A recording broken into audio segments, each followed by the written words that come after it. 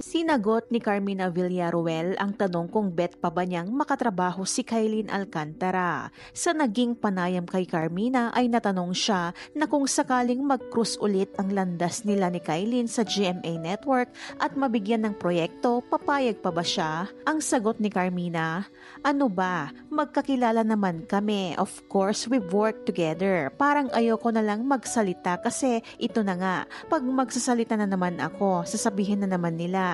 Ayoko na magsalita kasi mamasamain na naman ng iba. Kahit nasabihin mong I wish her well, kahit may sabihin akong maganda, sasabihin nila plastic, so better not to say anything na lang. Pero ang sagot niya kung gusto niyang makatrabaho si Kylene, why not?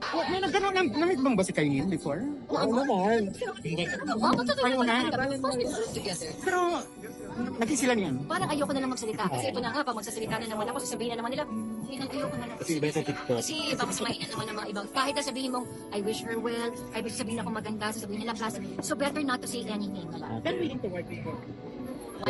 Matatanda ang lumabas ang mga chikang kaya umano naghiwalay sina Kylene at Mavi ay dahil ayaw ni Carmina sa aktres. Dahil dito ay binansagan si Carmina ng mga netizens na stage mother at pakialamera umanong nanay.